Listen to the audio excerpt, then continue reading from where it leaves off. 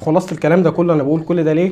حاول بقدر الامكان ما تستخدمش صاروخ عندك في البيت. الصاروخ محتاج واحد صنايعي، وصنايعي متمكن، مش صنايعي عادي، ويكون كمان بيستخدمه صح. لانه لو صنايعي ومتمكن وبيستخدمه في حاجه هو مش معموله ليه، هو الوحيد اللي هيتضر وهو الوحيد اللي هيتاذي. السلام عليكم واهلا بيكم في فيديو جديد. النهارده هنتكلم عن جهاز شائع استخداماته في الوظائف المختلفه.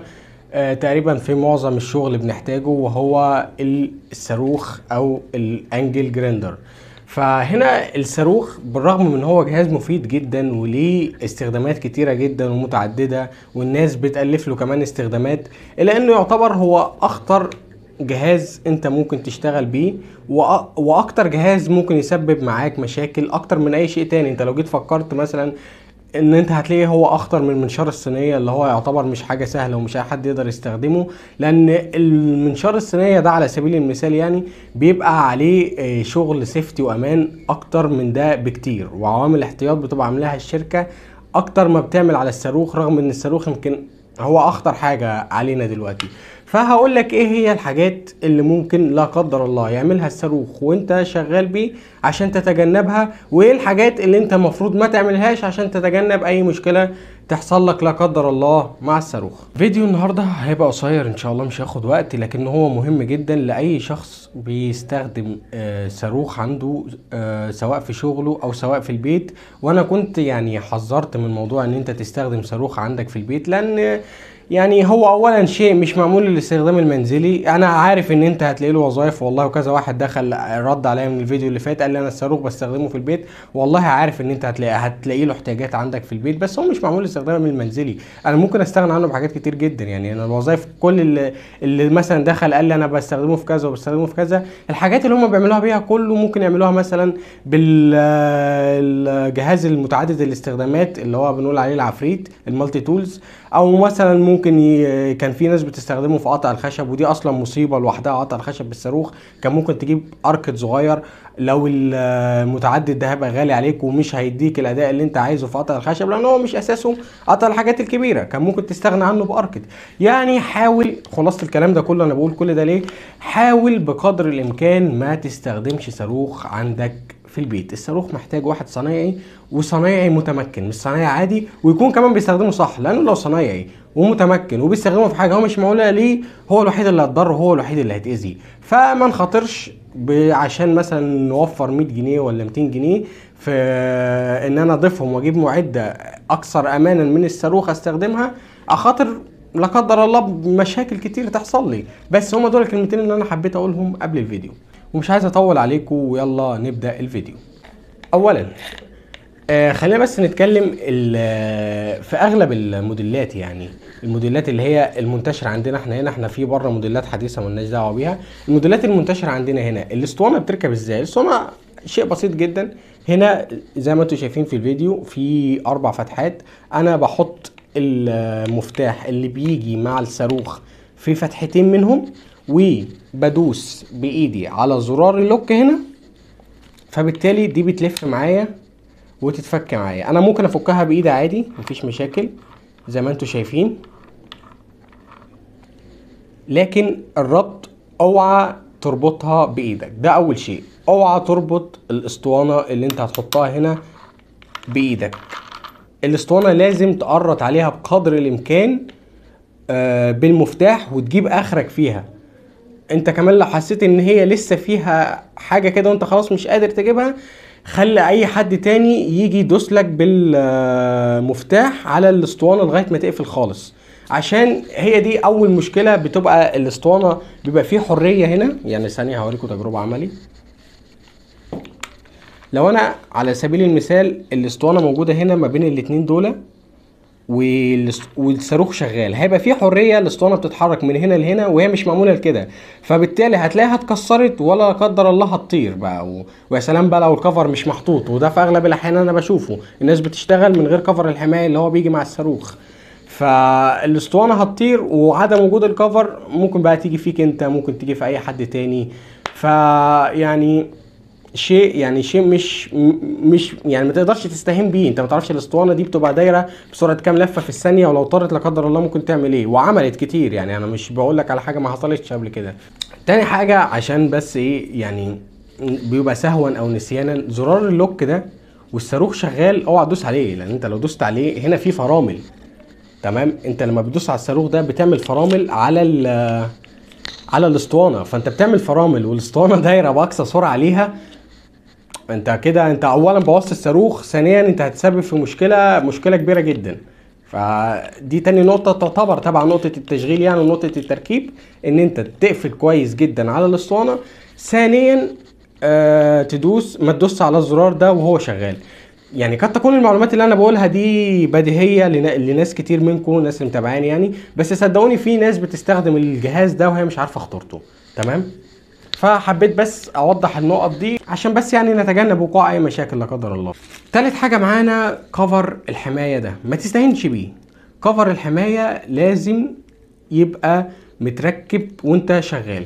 طب هو ليه كذا طريقة تركيب؟ انت ممكن تركبه كده براحتك، ممكن تركبه كده، انا اسف، ممكن تركبه كده براحتك، ممكن تركبه كده، ممكن تركبه زي ما انت عايز. بس هي الطريقه يعني هو معمول ليه بيتركب من كذا اتجاه، لان انا زي ما انتم شايفين انا عندي الصاروخ ادي فتحه لليد، ادي فتحه تاني لليد، فتحه ثالثه لليد. الفتحات دي بستخدمها على يعني بركب فيها مش شكلا وخلاص يعني، وعلى حسب العزم اللي انا عايز اشتغل بيه. يعني انا عايز اشتغل بالصاروخ بالوضعيه دي، فهركب اليد هنا وهشتغل كده. ففي الحاله دي الكفر يبقى ناحيتي انا، يعني الحته اللي هي مقفوله من الكفر دي تبقى ناحيتي انا وانا شغال، بحيث ان لو لا قدر الله، هو كده كده بديهي لازم الاسطوانه تبقى طالعه من هنا، بس الكفر لازم يبقى متركب عشان لو حصل حاجه الاسطوانه تطير قدامي، ما تطيرش عليا انا لورا، ده لو حصل اي حاجه. نفس الكلام برضو لو شغال كده بيبقى طبيعي ان انا مركب الاسطوانه الكفر قصدي كده، فبالتالي ببقى بقطع كده والاسطوانه لقدامي عشان لو حصل حاجه الاسطوانه ما تجيش فيا انا. تاني حاجه نوع الاسطوانات، انا بكلمك النوع من حيث الجوده والنوع من حيث الاستخدام. اوعى يعني دي القاعده الاولى واهم قاعده في الفيديو، اوعى تستخدم اسطوانه صاروخ في حاجه هي مش معموله علشانها. يعني الاسطوانات بتاعه المعدن دي والله انا شفت واحد بيقطع بيها خشب قبل كده، وهي اولا كانت مدياله نتيجه سيئه جدا في الخشب، ثانيا هو مش بيقطع خشب، ده هو بيريسك، هو بيريسك بحياته. يعني هو مش متخيل هو ممكن شظيه صغيره زي كده تيجي في عينه وخلاص، هو احنا كده. فاول حاجه تعملها ما تقطعش خشب بالصاروخ. طب الصاروخ ينفع يقطع خشب؟ ينفع يقطع خشب، بس يعني نتبع قاعدتين. القاعده الاولى ما اعملش كده الا انا متمكن.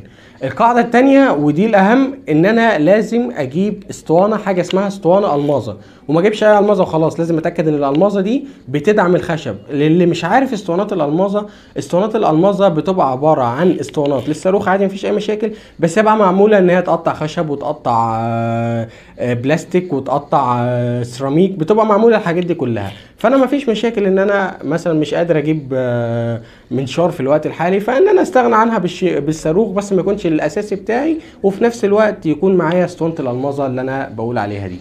واخر حاجه حابب اقولها برضو جوده الاسطوانه.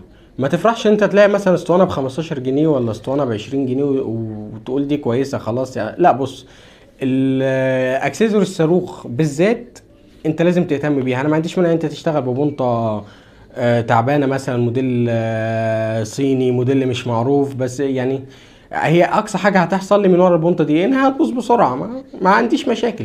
لكن هنا دي ممكن تعرض سلامتي انا وسلامه الناس اللي حواليا للخطر، فانا ما اجيبش الاكسسوارز بتاعت الصاروخ حاجه ما تكونش ماركه كويسه، حاجه ماركه مش مشهوره. لازم اجيب ماركه كويسه وفي نفس الوقت تكون مشهوره، اكون عارف الماركه دي تبع ايه. وبرده حاجه حابب اضيفها وهي حاجه مهمه جدا، الصاروخ ده اي صاروخ عامه يعني ليه ار بي ام معين. ار بي ام ده اللي هو عدد السرعات. لازم اتاكد ان الاسطوانه اللي انا بستخدمها دي الار بي ام بتاعها مش اقل من الار بي ام بتاع الصاروخ. يعني مثلا لو الار بي ام بتاع الصاروخ 3000 لفه في الثانيه، الاسطوانه دي اخرها 2000 لفه في الثانيه، انا مجرد ما احط الاسطوانه دي على المعدن اللي انا شغال فيه هتتكسر معايا وهتعمل مشاكل لا قدر الله. فلازم اتاكد ان الار بي ام مناسب للار بي ام بتاع الصاروخ. وده برضو بياخدنا النقطة تاني، ان انت ما ينفعش تجيب لي اسطوانة صاروخ 7 بوصة او اسطوانة صاروخ 9 بوصة وتركبها لي على صاروخ زي ده 5 بوصة مثلا او 4.5 بوصة. طب ما هو ده ار بي ام وده ار بي ام، والعكس برضو. يعني هو الاخطر العكس، يعني الاخطر ان انت تجيب اسطوانه تجيب صاروخ 9 بوصه وتركب عليه اسطوانه 5 مثلا او 7. دي حاجه خطيره جدا محدش متخيلها. او مثلا ان انا اجيب بواقي الاسطوانه اشتغل بيها، دي مصيبه في حد ذاتها يعني. فانا معلش اعذرني لو انا منفعل شويه في الفيديو ده، بس انا عشان كنت مؤخرا في مكان وشفت فيه الكلام ده بعيني، فهو ده اللي خلاني اعمل فيديو زي ده. انا فكره الفيديو دي ما كانتش في دماغي، هي جات لي لما رحت المكان ده وقعدت اتكلم مع الناس يعني. بس بلا جدوى في النهايه يعني. احنا مسلمينها لله، بس مش كده، مش للدرجات دي يعني. ما هو ربنا قالها وتوكل. ما ينفعش ابقى بعمل حاجات عارف انها تضرني واقول لا انا سايبها على الله، لا ما ينفعش. اخر حاجه بس عشان انا كده طولت عليكم. ما تستهونش باهميه النضاره وانت شغال بالصاروخ.